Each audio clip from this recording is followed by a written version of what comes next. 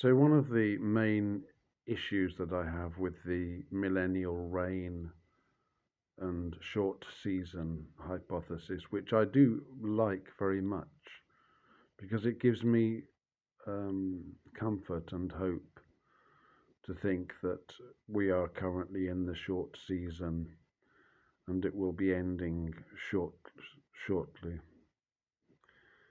But if we believe that the millennial reign ended in 1760 or thereabouts,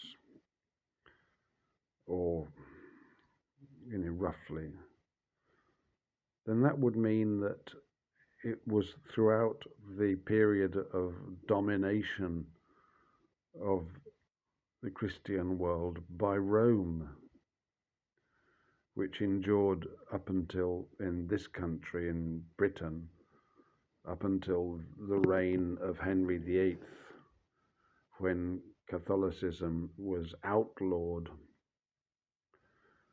But prior to that, it had been in control of the church for, well, maybe 1,000 years. The power of Rome in Albion, in this country, Great Britain, subjecting us to unjust taxation and setting up their monasteries and insisting always in absolute submission to the Bishop of Rome. That was Christendom for 1,000 years. Now, anybody who knows the Catholic Church a little bit and has studied it, we understand that it has been a wicked institution over the years, over the centuries, and it is not kneeling before the sacrifice of Jesus Christ. It is opposing it at every turn, and it continues to play that role, deceiving many. So how can the millennial reign of Christ have coincided with a period of such abject submission to unjust Roman authority that was only really challenged, prior to Luther, but around about that time. But it's unfortunately that seems to give the lie to the idea that the millennial reign of Christ has already come and gone.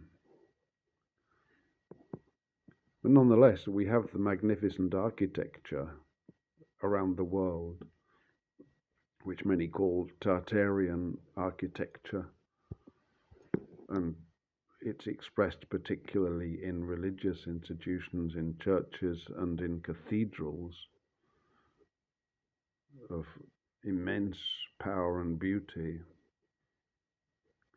But perhaps my original intuition about those buildings will prove to be right, that they are just celebrating the vanity of the Freemasons, the vanity of the Masons, I should say,